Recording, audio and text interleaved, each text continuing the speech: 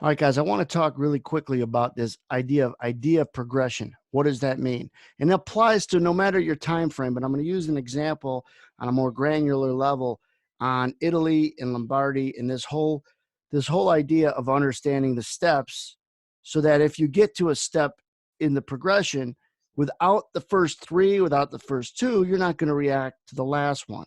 All right. And by no means is this being insensitive to news that's driving the market. As traders, our job is to trade price movement. All right. And so, step one in this example is we all know or should know that Italy is being looked at as a benchmark by the world, by the markets as to when they might flatten out, maybe lead in their peak. All right. So, you had to have known that. Secondly, in a more granular level, the region of Lombardy in northern Italy has become the harder the hardest hit. And so again, they're looking at Lombardy for a little bit of relief, a little bit of peak, and those numbers come in around in the 10 o'clock central hour every morning at 10, 11 o'clock. So we're prepared for those. The third step is these numbers out of Lombardy the last 2 or 3 days haven't come in great, but there's been a little bit of optimism that maybe they're flattening. All right. And that's something you have to know as part of this whole idea progression and example I'm giving you. Lastly is step four, and that was at 10:54. This headline comes out where Lombardy regional governor says not very good in the number of cases that they're reporting day over day.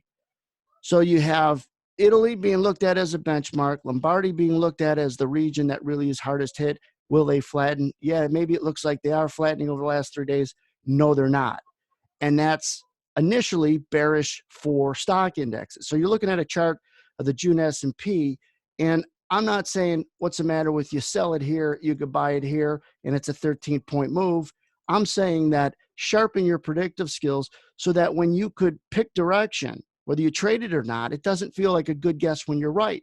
You built out this progression, whether it was for this story that you were telling or if it was a story within your strategy, your idea, right? Your idea has to have some ready aim fire approach to it. It has to be able to get qualified. And if you didn't understand the first three steps, then you weren't going to be able to diligently react to the headline, the fourth step. And what I mean by diligently reacting, I don't mean reacting.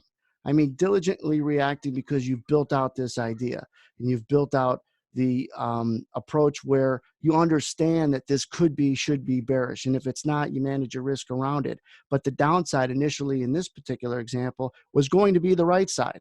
All right. You still got to manage your risk. You still got to be able to get out of good trades and be out of bad trades. Know where you're going to get out before you get in is what I was always taught.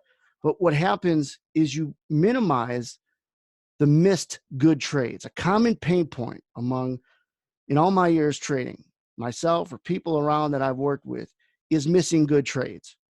And inevitably or invariably, what happens when you miss good trades is your mind wants to make you feel good ASAP. That's where the avenge trades come from. That's where your trade outside your scope, your idea comes from. And now you're no longer trading within, let's say, your idea, you're trading outside of it, all because you missed a trade within your idea, because you didn't understand the progression. So you're not going to miss all your good trades. You're not going to miss every one, but you could miss less of the good trades, which then puts you in a position to stop taking trades outside what you're supposed to take. But in this example, it's not something that, again, shorter time frame traders, we're all over it, but it applies to people who trade medium term, longer term, swing type traders. Everybody has to have that progression so you miss your locations less. You miss your good locations less. But you got to understand your idea, your progression, and how you build up to it. And I just wanted to give the example of this one because it was, didn't take long for the idea to play out, and it never really would have went against you until it went 13 handles your way. But, I hope this helps. The bottom line with all this is everybody do what you're told, stay safe. And I'm not a guy that likes to hope. I got a saying, hoping is dangerous, but my fingers are crossed that this isn't as bad as it could be, but I'm not going to be surprised if it is.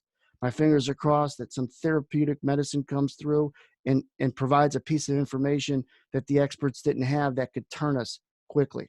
Again, it's a fingers crossed moment, but stay positive. Don't listen to everybody who's happy, happy, happy, or gloom and doomers. Follow where there's facts, create your own filter, but most importantly, stay safe.